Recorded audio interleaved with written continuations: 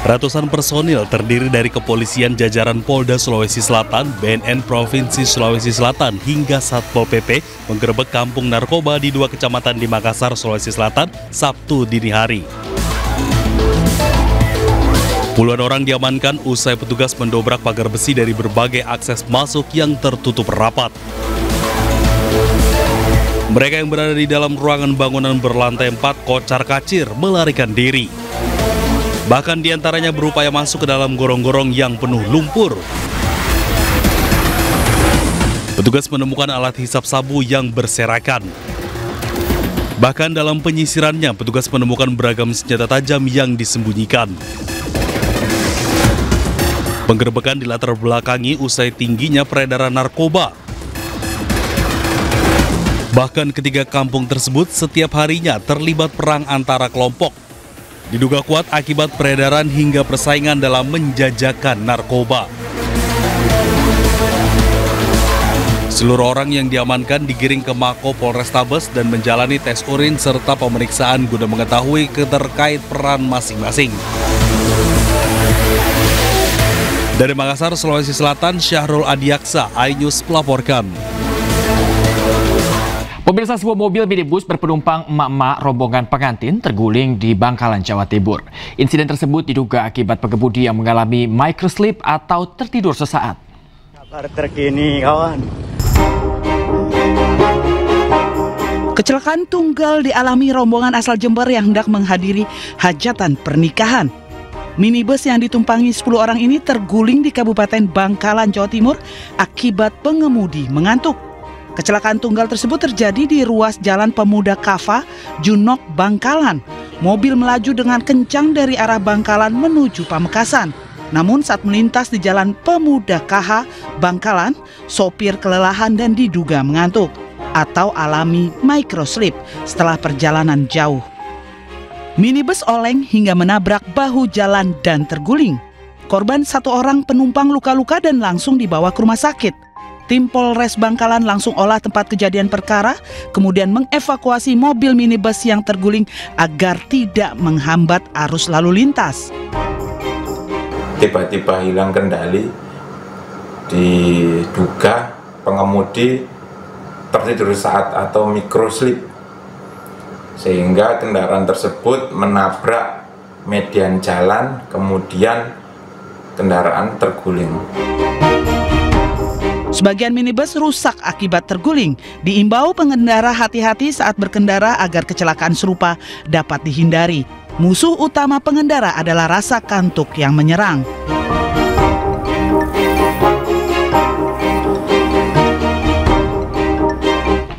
Polisi menetapkan 4 tersangka kasus penculikan bayi 4 tahun di Makassar, Sulawesi Selatan. Pelaku sudah 10 kali menjual anak dan bayi via media sosial dengan bayaran tertinggi mencapai 80 juta rupiah.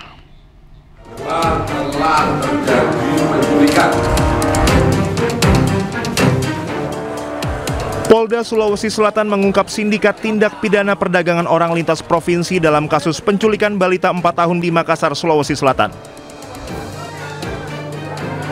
Kapolda Sulawesi Selatan Irjen Pol Juhandani menyebut anggotanya membawa pulang korban kembali ke pelukan kedua orang tuanya. Jajarannya pun telah menangkap 4 pelaku dari 3 provinsi berbeda.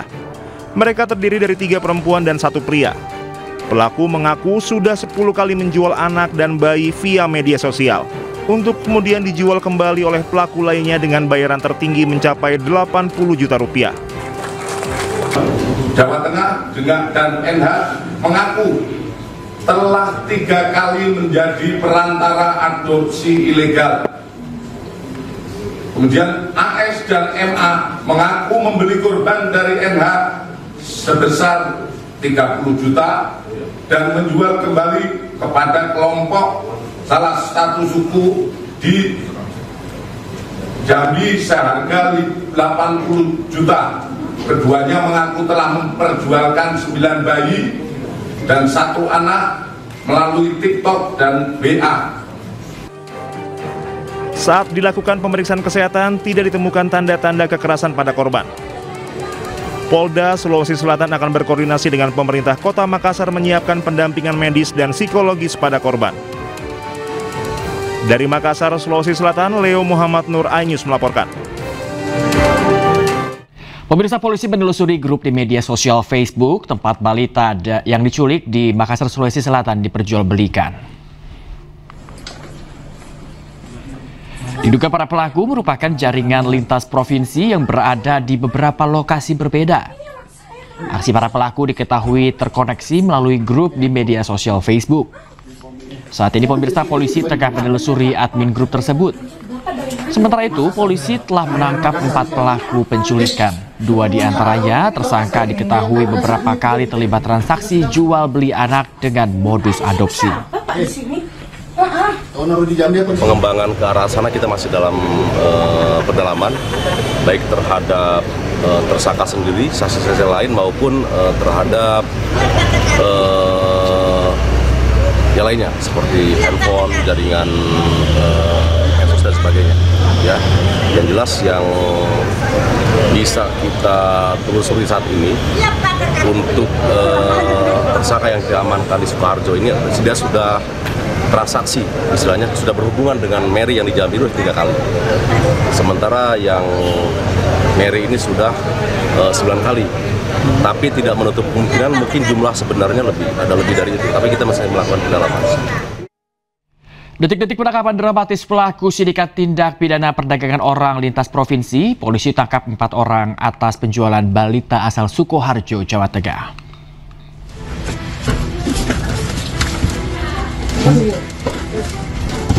Inilah detik-detik polisi menangkap wanita berinisial SY yang menebus balita seharga 3 juta rupiah di Sukoharjo, Jawa Tengah.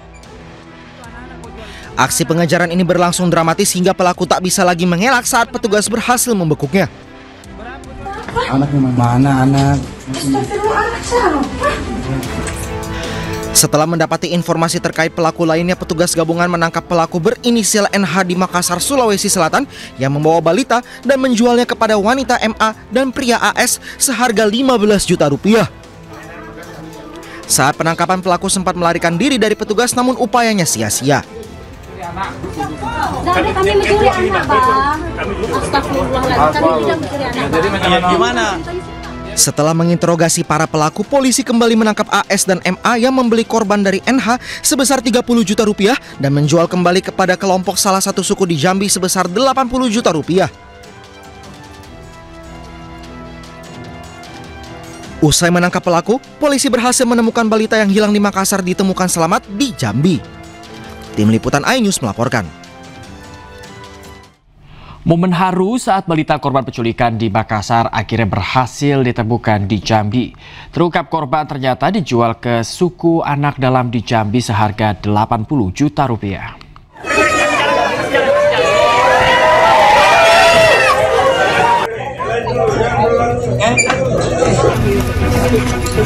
Kasus penculikan balita perempuan berinisial BL viral di media sosial. BL akhirnya ditemukan di Kabupaten Merangin, Provinsi Jambi setelah polisi menelusuri rekaman CCTV dan mengembangkan informasi dari lapangan. Polisi yang menerima laporan keluarga terus mengembangkan kasus penculikan ini karena tidak menutup kemungkinan ada sindikat perdagangan anak. Kasus penculikan BL menemui titik terang di hari ketiga pencarian. Ayah BL mendapat informasi bahwa wanita mencurigakan yang sempat terekam CCTV sudah diamankan polisi meski keberadaan anaknya belum diketahui. Hari kelima pencarian, ayah BL belum juga mendapat perkembangan signifikan. Meski sedang marak penjualan anak, ayah BL meyakini bahwa anaknya dalam kondisi baik. Hingga pada Sabtu malam, polisi berhasil mendeteksi keberadaan BL yang berada di Merangin, Jambi. Polisi bergerak cepat menjemput BL dan membawanya kembali ke Makassar pada Minggu siang.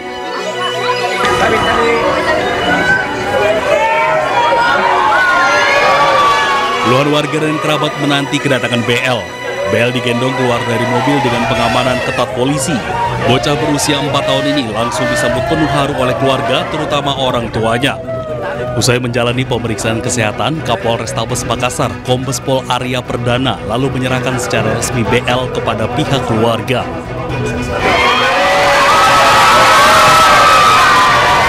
Air mata tak terbendung setelah ayah BL Dwi Nurmas memeluk erat putrinya yang menangis bersyukur dan mengucap takbir berulang kali. Semuanya, semua jajaran Polri dan sosial media enak. Terima kasih banyak semuanya, anak kami kembali, ya Allah, ya Allah, ya Allah. Sebelumnya, BL hilang dari kawasan Taman Pakui Sayang, Makassar saat sedang menemani ayahnya berolahraga. Kala itu, BL memilih bermain di area playground bersama anak-anak lainnya. Tak lama ditinggal ayahnya bermain tenis, suara BL tak lagi terdengar oleh ayahnya. Dalam penyelidikan, BL terekam CCTV telah dibawa seorang perempuan bersama 2 anak lainnya dan menjadi korban penculikan. Dari Makassar, Sulawesi Selatan, Tim Liputan iNews melaporkan. Kapolrestabes Makassar, Kombes Pol Arya Perdana terkait kasus sindikat tindak pidana perdagangan orang lintas provinsi menyampaikan salah satu pelaku sudah melakukan penculikan balita ini sudah 10 kali. Sudah 10 kali terjadi penculikan serupa. Ini betul Bapak sudah 10 kali? Ya, jadi dari pelaku yang kedua memang diakui kalau sudah 3 kali melakukan. Nah, dari pelaku yang ketiga dia katakan sudah 9 kali melakukan jual beli bayi dan 1 kali melakukan penjualan anak, yaitu anak Bilkis. Nah, nanti ini akan kami kembangkan karena memang sampai saat ini pelaku masih kami dalami peran-perannya terkait dengan kejahatan-kejahatan lain. Modusnya seperti apa Bapak? Selama 10 kali tersebut modusnya selalu samakah atau berganti-ganti? Ya, jadi modusnya ini sama. Dia mencari orang yang ingin mengadopsi anak. Nah, jadi dengan adanya keinginan dari orang mengadopsi anak secara ilegal, lalu mereka mencari anak-anak yang kira-kira bisa mereka jual. Nah, salah satu caranya itu dengan memanfaatkan orang lain untuk menculik anak yang memang tidak terlalu diperhatikan oleh lingkungan sekitar atau orang tuanya, sehingga ketika anak itu diculik bisa langsung dijual ke mereka dan mereka nanti alihnya adopsi.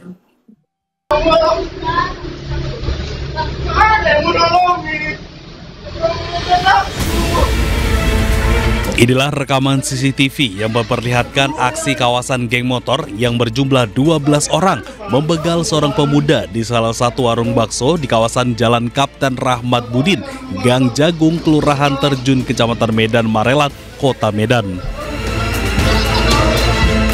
Para pelaku tak hanya membawa kabur sepeda motor korban, namun juga menganiaya kepala korban menggunakan parang. Korban menjelaskan awalnya ia hendak pergi kerja pukul 11 malam dan mengira sekelompok pemuda dengan 4 sepeda motor di depannya hanya remaja yang baru pulang. Pelaku dipepet dan kunci motor korban dicabut hingga terjadi pembegalan. Korban mencoba mendahului dibuntuti para pelaku hingga berada di depan warung bakso. Pedagang bakso dan pengunjung tak berani menolong, bahkan lari dan ketakutan saat terjadi penganiayaan. Korban melaporkan aksi pembegalan ke Polsek Medan Labuhan, berharap petugas kepolisian dapat membekuk para pelaku dan sepeda motor yang dicuri dapat kembali karena digunakan untuk bekerja. Dari Medan, Sumatera Utara, Yuda Bahar, iNews melaporkan. Usai menangkap seorang pelaku penembakan hansip di Pelabuhan Bakauheni, Lampung, polisi kembali menangkap pelaku lainnya. Pelaku tersebut berperan membawa senpi motor dan juga kunci letter T.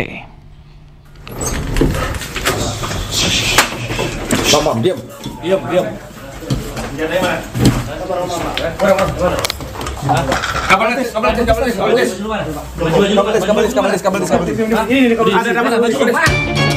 Inilah detik-detik penangkapan satu pelaku penembakan hansip di wilayah Cakung, Jakarta Timur beberapa saat lalu.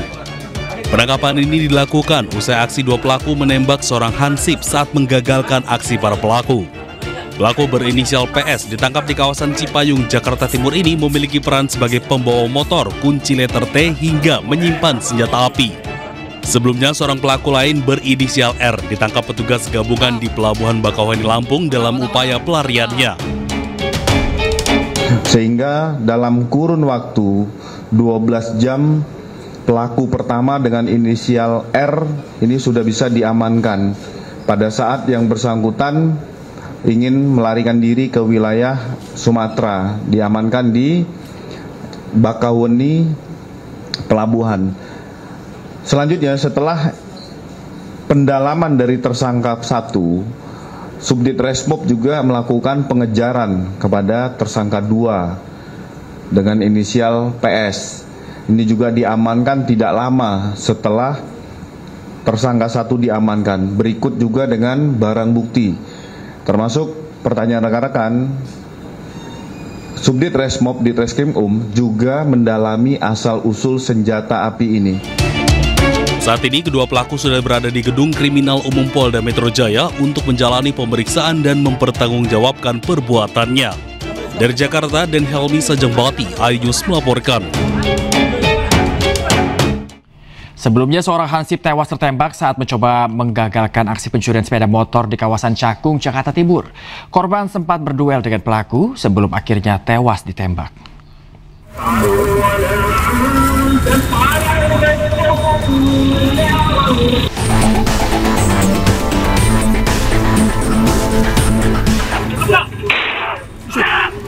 Dari rekaman kamera pengawas, korban bersama rekannya berusaha menggagalkan aksi pencurian sepeda motor yang dilakukan dua pelaku di Cakung, Jakarta Timur. Korban yang berprofesi sebagai hansip melihat dua orang mencurigakan mencongkel sepeda motor milik salah satu warga. Bersama rekan sesama keamanan perumahan, korban menabrakkan sepeda motornya untuk menggagalkan aksi pelaku tersebut. Korban juga sempat berduel dengan salah satu pelaku, namun pelaku yang terdesak kemudian melepaskan tembakan ke arah korban. Korban tewas seketika dengan luka tembak di perut.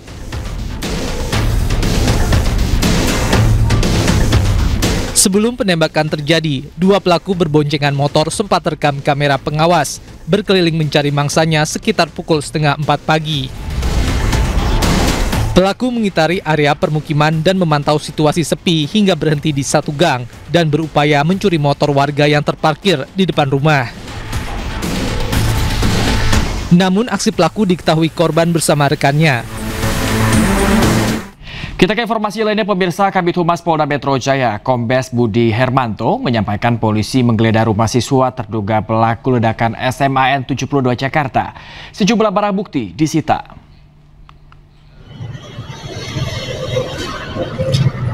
Beberapa barang seperti buku dan dokumen disita polisi. Selain itu, Kabid Humas Polda Metro Jaya juga menyampaikan masih melakukan serangkaian pendalaman kepada barang yang disita.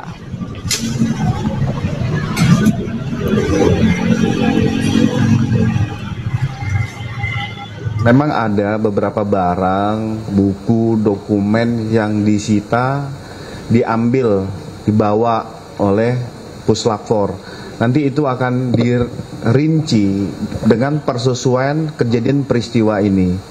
Apabila itu mendukung dalam suatu peristiwa ledakan di SMA 72, ini akan masuk dalam kriteria barang bukti. Tetapi apabila itu tidak menjadi asupan di dalam proses olah barang bukti, itu mungkin kita abaikan. Jadi secara detail barang apa saja ini nanti Mas Yuldan akan dijelaskan nanti pada saat konferensi pers ya. Hujan deras dan angin kencang menerjang Kabupaten Sidoarjo, Jawa Timur. Akibatnya sejumlah atap bangunan dan pohon ambruk.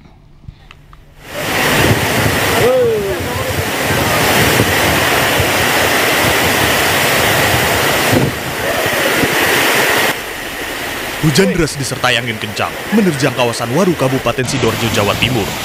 Kencangnya angin bahkan membuat atap sebuah bangunan warung kopi di Desa Kepuh Kiriman tiba-tiba ambruk. Ya Allah, ya Allah. Awas, awas, listrik. Awas, listrik. Pelan, jangan panik, pelan. Awas, listrik. Para pengunjung pun langsung panik menyelamatkan diri guna menghindari tertimpa reruntuhan atap bangunan.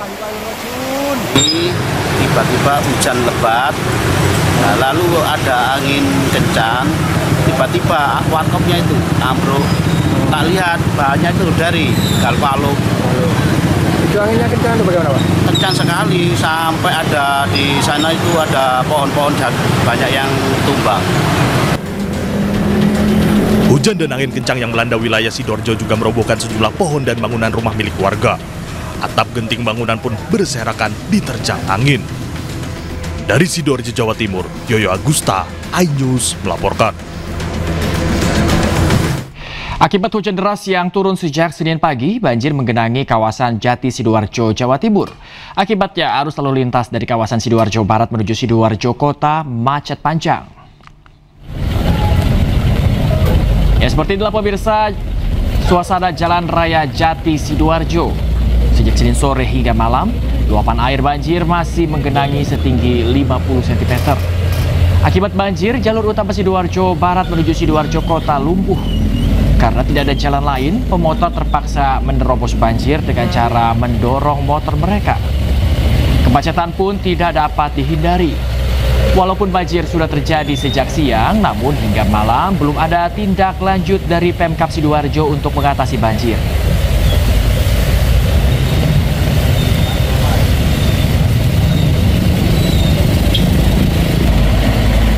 Dan untuk mengetahui informasi terkini, kita sudah terhubung dengan jurnalis iNews Pramono Putra di Sidoarjo, Jawa Timur. Ya, selamat malam Pramono. Apakah banjir sudah surut atau masih menggenangi? Ya, baik. Selamat malam Bayu, selamat malam pemirsa. Saat ini saya berada di kawasan Jati Sidoarjo, di mana genangan banjir akibat hujan yang mengguyur sejak siang tadi masih terus menyebabkan genangan air yang ada di kawasan Raya Jati. Jalan ini merupakan jalur utama Sidoarjo menuju ke arah jalur barat, ke arah Krian, Mojokerto, dan sejumlah wilayah kecamatan di wilayah Sidoarjo Barat. Dan karena akibat banjir ini menyebabkan arus lalu lintas dari arah Sidoarjo menuju ke arah Krian Mojokerto maupun sebaliknya sedikit terhambat. Kemacetan hingga saat ini masih terjadi cukup panjang dari arah Sidoarjo menuju ke arah barat. Meski hujan sering turun di kawasan Sidoarjo, namun baru kali ini kawasan Jati Sidoarjo ini mengalami banjir yang cukup parah. Selain akibat curah hujan yang tinggi yang terjadi sejak siang tadi, juga akibat adanya hambatan pada drainase atau saluran air yang ada di kawasan Jati Sidoarjo ini. Selama beberapa kali hujan, banjir tidak pernah terjadi seperti saat ini. Namun untuk hari ini, banjir cukup mengenang. Bahkan banjir yang terjadi di kawasan Sidoarjo Kota ini, di kawasan Jati ini menjadi salah satu penyebab pemicu terjadinya kemacetan yang ada di tengah kota Sidoarjo. Dan meski kendaraan mulai berjalan, namun laju kendaraan tidak bisa cepat karena memang kondisi banjir, kondisi genangan air yang terus terjadi. Sejumlah aparat kepolisian masih terus disiagakan untuk mengatur arus lalu lintas. Dan sejumlah warga pun juga masih tampak keluar dari rumah mereka untuk melihat dan memantau kondisi yang ada. Bayu. Ya, Pramono, kita masih melihat masih ada genangan di sana dan juga berbagai upaya termasuk tadi polisi sempat mengatur lalu lintas agar semua berjalan lancar. Kita doakan agar air segera surut agar masyarakat bisa beraktivitas seperti biasa. Terima kasih banyak Pramono Putra melaporkan langsung dari Sidoarjo. Selamat bertugas kembali Pramono. Pemirsa, kita ke informasi lain. Polda Metro Jaya menjadwalkan pemeriksaan terhadap tersangka kasus tudikan ijazah palsu Joko Widodo, Roy Suryo pada Kamis mendatang. Selain Roy Suryo, sejumlah tersangka juga turut dipanggil. Roy Suryo akan diperiksa perdana sebagai tersangka. Surat pemanggilan sebagai tersangka telah dikirim terjadwal pada Kamis 13 November 2025 mendatang. Seperti diketahui, 8 orang ditetapkan sebagai tersangka dalam kasus tudingan ijazah palsu Presiden ke-7 RI Joko Widodo. Dari ke-8 tersangka ini pemirsa, kepolisian membagi menjadi 2 klaster. 5 orang berada di klaster pertama, sementara 3 orang berada di klaster 2. Roy Suryo sendiri berada di klaster kedua pemirsa. Tersangka terhadap Saudara Roy Suryo, Rismon, dan Dr. Tifa sudah dilayangkan penyidik untuk diagendakan, dijadwalkan pada hari Kamis 13 November 2025 pukul 10.00. Sampai saat ini penyidik masih menunggu konfirmasi terhadap panggilan tersebut. Panggilan tersebut dilayangkan dengan 3 cara, baik itu menggunakan jalur paket, diantar langsung oleh penyidik ke rumah dan alamat sesuai dengan KTP. Yang ketiga, dikirim melalui WhatsApp. Kuasa hukum Roy Suryo CS Ahmad Kozinudin menuding adanya penyelundupan pasal dalam kasus yang menjerat kliennya yang dinilai berpotensi menjerat Roy Suryo. Menanggapi hal ini, Ketua Umum Jokowi Mania menyebut Polda Metro Jaya sudah bertindak profesional seperti dalam cuplikan dialog bersama rekan Davi Prataba dalam program Newsroom. Saya atau kami sudah menganalisa memang ada pasal-pasal selundupan dan itu terbukti memang ada di split ya, misalnya di klaster pertama itu selundupannya adalah di pasal 160. Sementara di klaster kedua, yakni Roy Suryo dan kawan-kawan, itu ada selundupan pasal ITE, pasal 32 dan 35. Kenapa demikian? Karena kalau memang objektif hanya proses hukum terhadap apa yang diadukan oleh saudara Joko Widodo merasa difitnah atau dicemarkan atas ijazahnya disebut palsu, itu kan yang relevan hanya pasal 310 KUHP, 311 KUHP, atau kalaupun mau ditambah dengan sarana ITE adalah pasal 27A Undang-Undang ITE, yang keduanya itu pasal gendus deliknya sama, yakni berkaitan dengan pencemaran dan fitnah. Akan tetapi ketika ada tuduhan mengedit ya seolah-olah ya dokumen itu menjadi palsu dengan sarana teknologi, ini justru penyidik telah mengedarkan fitnah yang sangat jahat kepada klien kami tanpa menunjukkan bukti mengeditnya di mana. Kalau dikatakan Bung Kozinudin ya sah-sah saja dia membela kliennya, melempar bola panas kembali kepada Kepolisian Republik Indonesia, Polda Metro Jaya. Yang jelas ya, apa yang dilakukan Polda Metro Jaya itu penuh dengan kehati-hatian dengan melibatkan 130 saksi pelapor dan saksi ahli. Dan saksi ahlinya juga nggak main-main ya, lebih dari 25 orang ya. Kemudian juga barang buktinya pun juga cukup banyak, hampir 700-an dikatakan itu. Artinya begini, ya kalau mengatakan bahwa itu ada kriminalisasi, ya kriminalisasi di mana? Biasalah, kalau orang sudah ditetapkan tersangka, sebentar lagi akan masuk ya, karena pasal 5 tahun ancaman hukumannya, ya biasa kalau yang namanya untuk pembela itu ya pengacara itu ya akan mati-matian untuk membela itu. Ya, yang jelas apa yang dilakukan oleh Polda Metro Jaya kita apresiasi betul ya, dan telah melakukan tugas-tugasnya secara profesional untuk itu. Kita tidak perlulah berbusa-busa berdebat lagi, balik lagi ke belakang, ada kriminalisasi, ada pasal selundupan dan sebagainya. Itu sudah final. 8 orang ditetapkan menjadi tersangka terdiri dari Roy Suryo CS dalam kasus tudingan ijazah palsu yang dilaporkan Presiden ke-7 Joko Widodo. Penetapan tersangka dibagi menjadi 2 klaster dan ke-8 tersangka dijerat pasal berlapis Undang-Undang ITE.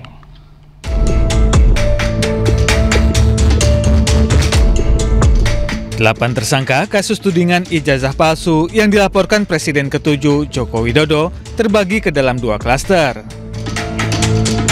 Hal ini diungkap Kapolda Metro Jaya, Inspektur Jenderal Polisi Asep Edi Suheri. Di klaster pertama ada 5 tersangka, yakni Egy Sujana, pengacara, Kurnia Tri Rohyani, aktivis TPUA, Damai Hari Lubis, aktivis TPUA, Rustam Effendi, aktivis, dan Muhammad Rizal Fadila, aktivis TPUA. Para tersangka dijerat pasal berlapis dengan ancaman penjara 6 tahun atau denda 1 miliar rupiah.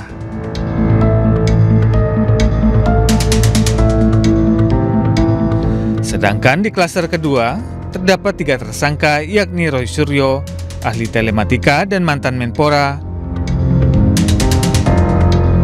Simon Hasiolan Sianipar, ahli digital forensik, dan Dr. Tifauziah Tiasuma, dokter sekaligus aktivis. Ketiga tersangka dijerat pasal berlapis dengan ancaman penjara 6 tahun atau denda 1 miliar rupiah.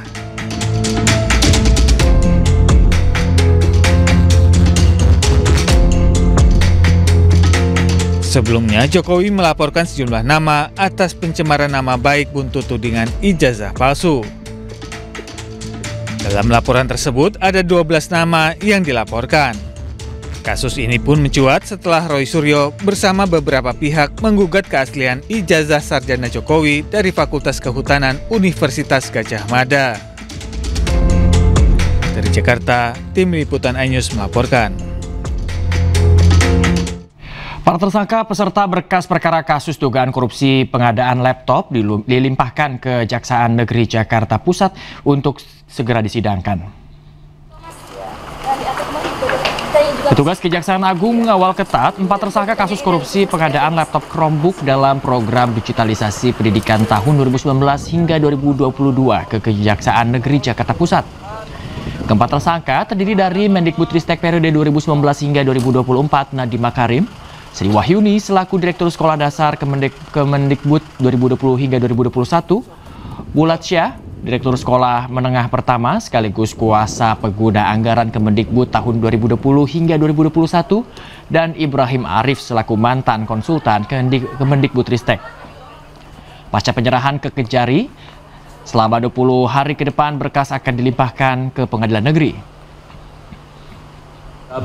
Keempat tersangka ini saat ini sedang dilakukan penelitian oleh penuntut umum. Berikut juga barang buktinya.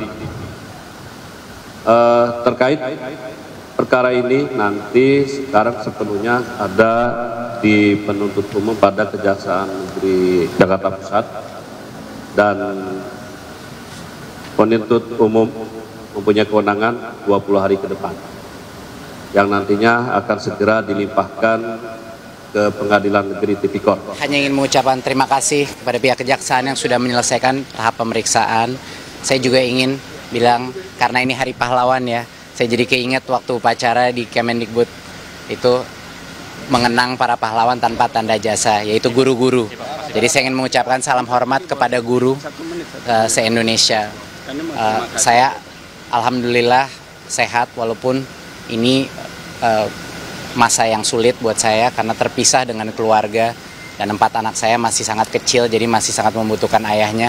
Tapi alhamdulillah saya diberikan kekuatan dan saya berikan kesehatan karena Allah ada senantiasa selalu ada di sisi saya, karena Allah selalu ada di sisi kebenaran. Sidang lanjutan kasus kematian prajurit TNI AD Prada Lukinamo dengan terdakwa Komandan Kompi Letu Ahmad Faisal kembali digelar di Pengadilan Militer 315 Kupang. Pada persidangan ini, hakim menghadirkan 2 saksi, yakni dokter dari Rumah Sakit Air Ramo Ngada.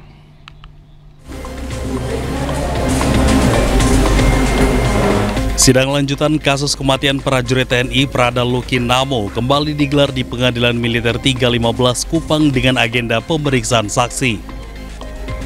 Pada sidang kali ini, majelis hakim menghadirkan 2 saksi yang terdiri dari tim dokter RSUD Air Ramo, yakni Dr. Kandida Bikinan Uga dan Dr. Gede Restu Adu Maharta mengikuti secara daring. Pada keterangan saksi dokter, ditemukan adanya luka di sekujur badan korban Prada Lukinamo dan kerusakan organ dalam tubuh korban kemungkinan akibat dari hantaman benda tumpul. Penyebab pastinya tentu dari otopsi untuk tahu secara pasti penyebab kematian. Keterangan para dokter ini tidak dibantah oleh terdakwa sehingga sidang akan kembali dilanjutkan pekan depan. Sidang baru saja dilaksanakan dengan agenda saksi tambahan sebanyak 2 orang, yaitu Dr. Kandida Bibiana Uga selaku dokter umum pada RSUD Air Remo Kabupaten Nagegeo, dan Dr. Gede Rasti Adi Maharta SPB selaku dokter spesialis RSUD Air Remo Kabupaten Nagegeo. Kedua saksi tersebut tadi sudah memberikan kesaksian secara elektronik atau aplikasi Zoom. Sidang akan dilanjutkan pada hari Senin tanggal 17 November tahun 2025. Sidang akan kembali dilanjutkan pekan depan dengan saksi tambahan yang diajukan oleh auditor. Dari Kupang, Nusa Tenggara Timur, Eman Suni, iNews melaporkan. Presiden Prabowo Subianto resmi menetapkan Presiden kedua Republik Indonesia Soeharto sebagai pahlawan nasional. Putri almarhum Soeharto, Siti Hardianti Rukmana, menyampaikan rasa terima kasih kepada Presiden Prabowo Subianto atas penetapan ayahnya sebagai pahlawan nasional. Ahli waris almarhum Jenderal Besar TNI Haji Muhammad Soeharto, tokoh dari Provinsi Jawa Tengah. Presiden Prabowo Subianto resmi menetapkan Presiden kedua Republik Indonesia Soeharto sebagai pahlawan nasional.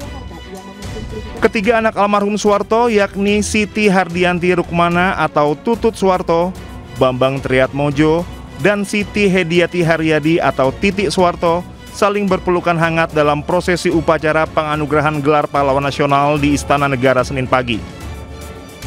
Siti Hardianti Rukmana atau yang akrab disapa Tutut Soeharto menyampaikan rasa terima kasihnya kepada Presiden Prabowo Subianto atas penetapan sang ayah Soeharto Presiden kedua Republik Indonesia sebagai pahlawan nasional. Terima kasih banyak atas keputusan beliau telah menentukan Bapak sebagai pahlawan nasional gitu ya. Dan beliau karena beliau mungkin tentara juga ya, jadi tahu apa yang telah dilakukan Bapak dari sejak dahulu kala. Tapi beliau juga menentukan itu melihat aspirasi dari masyarakat juga. Soeharto diangkat menjadi pahlawan nasional dalam upacara penganugerahan gelar pahlawan nasional tahun 2025 di Istana Negara Jakarta. Penganugerahan dilakukan berdasarkan keputusan Presiden Republik Indonesia nomor 116 TK tahun 2025 tentang penganugerahan gelar pahlawan nasional. Tim Liputan iNews melaporkan. Selain itu, pemirsa, Presiden memberikan gelar pahlawan nasional kepada Presiden keempat Abdurrahman Wahid atau Gus Dur. Pemberian gelar pahlawan nasional pada Gus Dur ini bertepatan dengan Hari Pahlawan 10 November.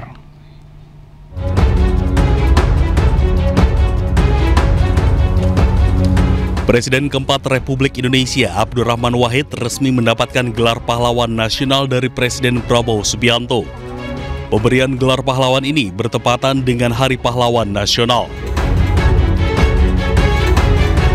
Prosesi yang digelar di Istana Kepresidenan ini dipimpin langsung oleh Presiden Prabowo Subianto dan dihadiri oleh istri almarhum Gus Dur, Sinta Nuria Wahid.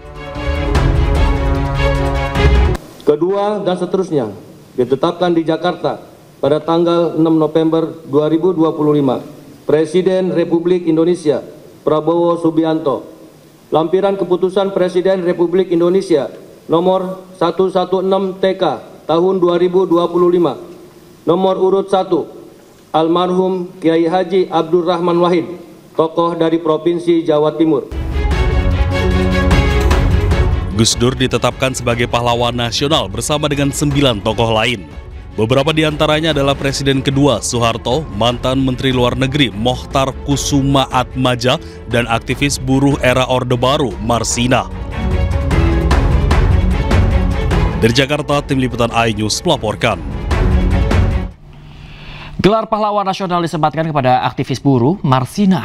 Keluarga menangis terharu, di mana keluarga mengucap terima kasih kepada almarhum Marsina karena meski langkah Marsina terhenti, namun nafas perjuangannya masih terus berjalan untuk para buruh di Indonesia. Ada ibu tanpa ada bapak, Marsina, saya tidak menjangka jenengan Marsina jadi orang besar, bahkan membanggakan seluruh Indonesia, khususnya Nganjuk, terangkat Nganjuk punya pahlawan nasional sekarang ini.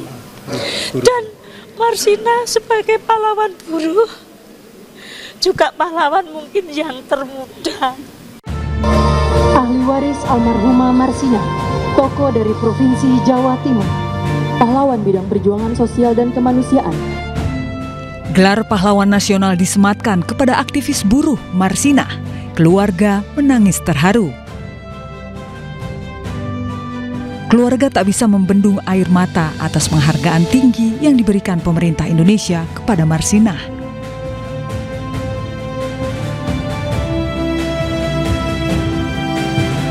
Pemberian gelar pahlawan nasional ini diberikan langsung oleh Presiden Republik Indonesia Prabowo Subianto di Istana Kepresidenan Jakarta.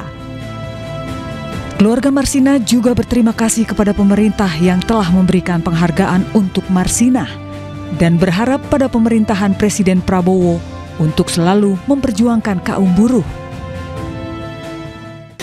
Harapan kami kepada teman-teman Marsina yang selama ini telah berjuang juga untuk meningkatkan taraf hidupnya dengan adanya UMR, semoga itu bisa mencukupi kehidupan lebih layak.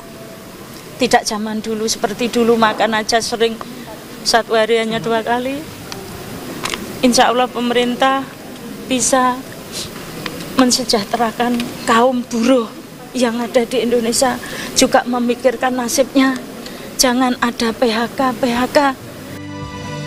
Keluarga mengucap terima kasih kepada almarhum Marsina karena meski langkah Marsina terhenti, namun nafas perjuangannya masih terus berjalan untuk para buruh di Indonesia. Tim Liputan iNews melaporkan. Presiden Prabowo Subianto menganugerahkan gelar pahlawan nasional kepada 10 tokoh bangsa dalam acara kenegaraan di Istana Negara Jakarta hari ini. Dan berikut pemirsa 10 tokoh yang diberi gelar pahlawan nasional. 1. Kiai Haji Abdurrahman Wahid atau Gus Dur, pahlawan dengan perjuangan politik dan pendidikan Islam. 2. Jenderal Besar TNI HM Soeharto, pahlawan dengan perjuangan bersenjata dan politik.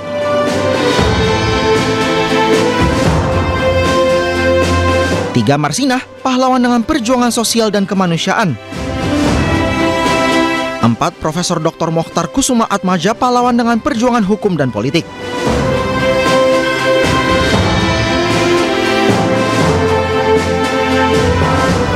5. Hajar Rahma El Yunusiah, pahlawan dengan perjuangan pendidikan Islam. 6. Jenderal TNI Purnawirawan Sardo Edi Wibowo, pahlawan dengan perjuangan bersenjata.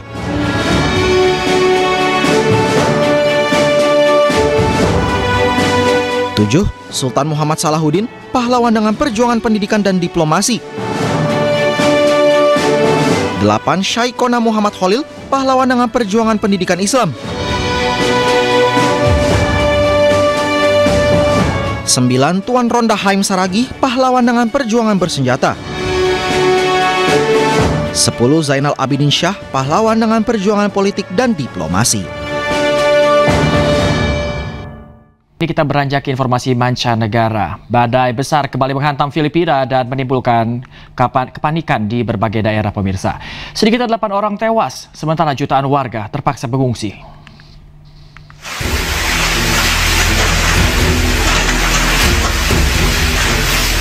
Belum berbenah dari kehancuran terjangan topan Kalmaigi, Filipina kembali dihantam bencana topan besar baru yang tak kalah dahsyat, badai besar Pungwong. Badai yang disebut warga setempat sebagai Uang menimbulkan kepanikan di berbagai daerah. Akibat badai yang menghantam Filipina sejak hari Minggu, sedikitnya 8 orang tewas, sementara sejumlah warga dinyatakan hilang.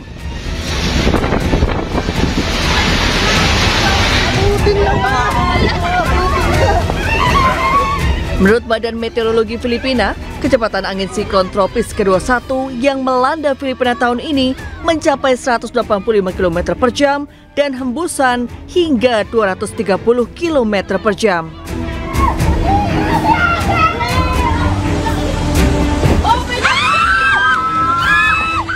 Meskipun kecepatan angin telah menurun pada hari Senin, lebih dari 1,4 juta orang di daerah rawan banjir dan longsor telah dievakuasi.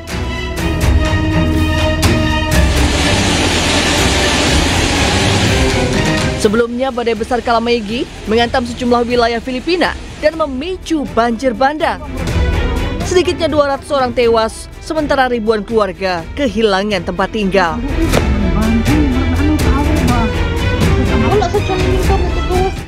6 orang tewas dan 750 orang lainnya terluka akibat tornado yang menghancurkan negara bagian Paranya, Brazil. Hantaman tornado merusak ribuan rumah warga.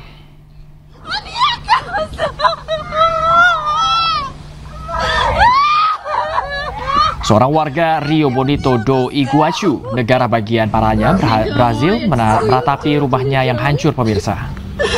Badan Meteorologi Paraja melaporkan kecepatan angin mencapai 250 km per jam di Rio Bonito do Iguaçu.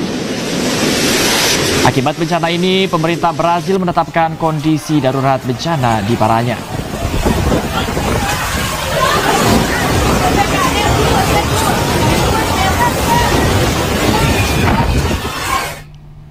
Kerusuhan terjadi di penjara Ekuador dan menewaskan puluhan orang. Diduga korban tewas karena kehabisan nafas saling mencekik.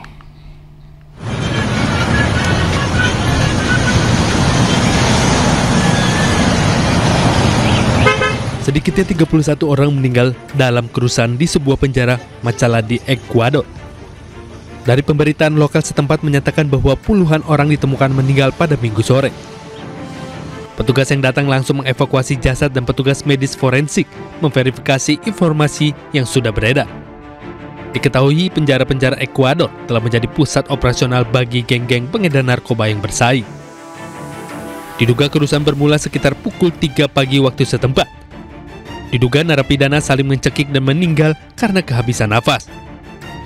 Sebelumnya, warga sekitar melaporkan telah mendengar suara tembakan, ledakan, dan teriakan minta tolong dari dalam komplek penjara. Tim polisi elit pun segera dikerahkan dan berhasil mengendalikan situasi. Pemirsa, konvoi kendaraan Komite Palang Merah Internasional atau ICRC bergerak melalui jalur Gaza menuju perbatasan Israel untuk membawa jenazah perwira Israel Hadar Goldin. Dua mobil ICRC melaju di sepanjang Jalan Salah Aldin, di mana ini ada di Gaza Tengah, pemirsa, menuju ke perlintasan Kisufim, titik perbatasan yang dikuasai pasukan Israel. Brigade Al-Qassam, Hamas akan menyerahkan jenazah perwira Hadar Goldin kepada Palang Merah. Jasad Hadar ditemukan di terowongan di Kam Yipna di Rafah, Gaza Selatan.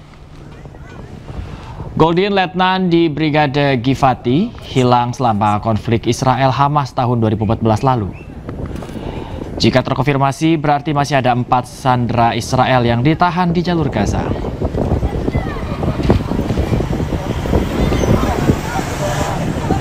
Pemirsa, Kementerian Pertahanan Republik Indonesia meluncurkan layanan kesehatan terbaru yakni imunoterapi Nusantara dan Grand Opening Digital Subtraction Angiography atau DSA di Rumah Sakit Pusat Pertahanan Negara Sudirman, Jakarta Selatan.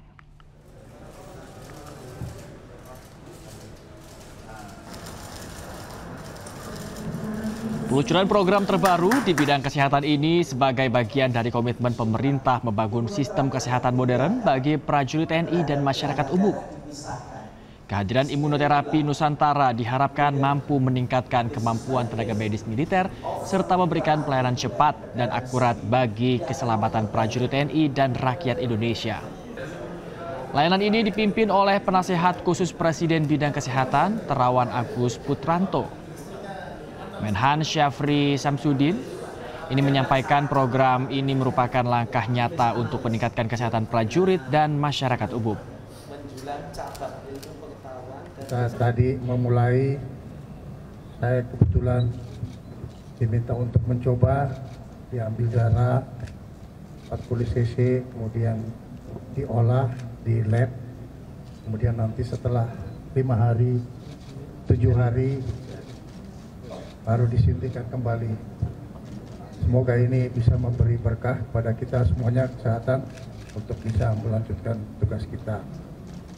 Ini tidak hanya untuk kepentingan TNI, tapi untuk seluruh publik bisa mencoba dan menikmati ini. Jadi ini semua sudah ready untuk dilakukan pelayanan pada masyarakat. Semoga Rumah Sakit RSPPN Sudirman ini betul-betul menjadi rumah sakit rujukan internasional, dan memang sudah terbukti pasien-pasien dari luar negeri pun mulai berdatangan ke RSPPN. Dimulai dari minggu yang lalu sudah mulai ada yang datang, minggu depan ini juga sudah mulai datang.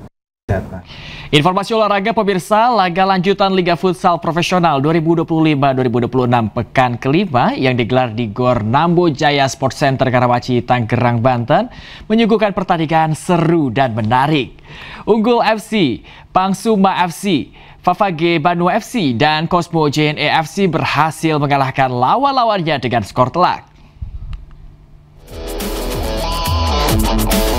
Laga panas tersaji di pekan kelima Liga Futsal Profesional 2025-2026 yang berlangsung di Gor Nambo Jaya Sport Center Karawaci, Tangerang, Banten.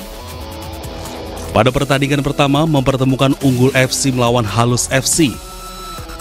Pertandingan penuh tensi ini, Unggul FC sukses menaklukkan Halus FC dengan skor 5-2. Laga sengit juga tersaji di pertandingan kedua antara Pangsuma FC melawan Bintang Timur Surabaya. Kedua tim bermain saling menyerang sepanjang laga.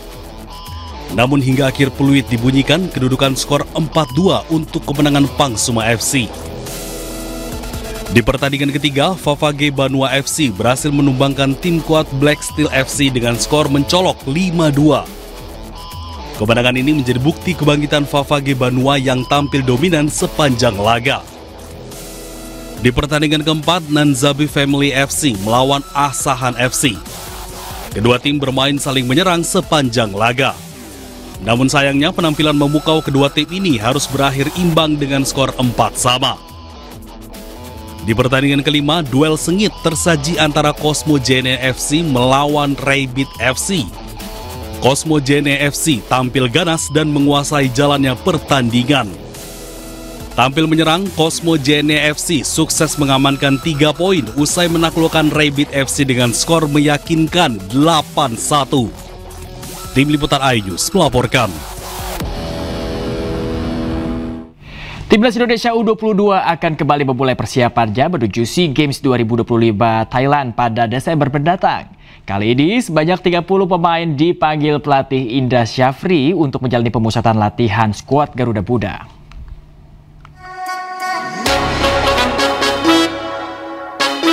Jelang SEA Games 2025 Thailand, nama-nama anyar menghiasi daftar 30 pemain yang dipanggil pelatih Timnas U22 Indra Syafri. Pemusatan latihan Timnas Indonesia U22 berlangsung pada 6 hingga 27 November 2025 dan dibekali 2 pertandingan uji coba internasional melawan Timnas Mali pada 15 dan 18 November.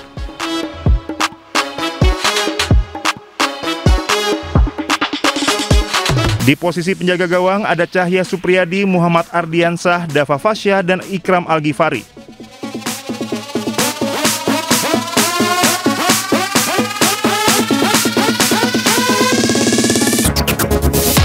Kemudian di lini pertahanan masih dihuni nama-nama langganan seperti Kadek Arel, Doni Tri Pamungkas, Kakang Rudianto, serta Dion Mark.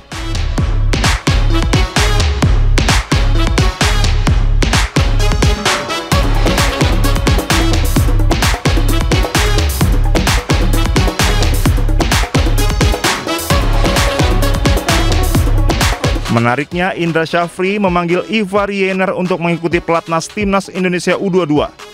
Selain itu, di posisi gelandang juga ada wajah baru yakni Rifki Ray Farandi, pemain muda Persik Kediri.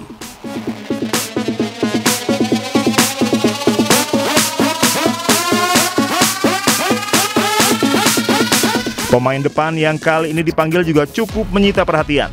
Indra Syafri memanggil Mauro Zylstra yang sebelumnya bermain di skuad senior bersama Timnas Indonesia. Selebihnya, Indra Syafri kembali memanggil nama-nama pemain yang sudah tidak asing seperti Hoki Caraka, Rafael Struijk, Jens Revens, Ricky Pratama, dan Rahmat Arjuna. Dari nama-nama yang dipanggil, Indra Syafri cukup serius memilih komposisi pemainnya kali ini mempertahankan medali emas SEA Games. Indonesia akan memulai persaingan di grup C SEA Games 2025 bersama Singapura, Myanmar, dan Filipina mulai 3 hingga 18 Desember mendatang.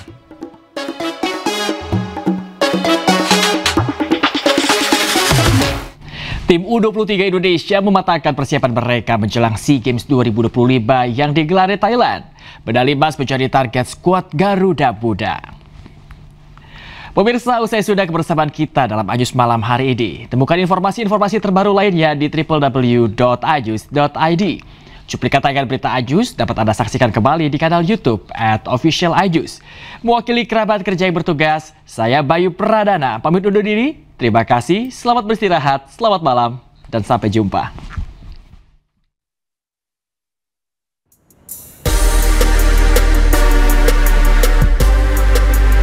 Tim U23 Indonesia terus mematangkan persiapan mereka menjelang SEA Games 2025 yang digelar di Thailand. Sebagai juara bertahan, tentu skuad Garuda Muda mengusung misi mempertahankan medali emas yang diraih pada SEA Games 2023 lalu. Meski begitu, peluang untuk mempertahankan medali emas ini dinilai lebih menantang. Sepak bola ini kan probabilitas untuk menjadi juara, itu kan persentasenya itu turun naik. Sehingga kami tetap sedang menganalisis, apalagi yang kita hadapi sekarang tuan rumah Thailand. Yang penting kami sampaikan dan mereka juga menyampaikan berpenampil yang terbaik.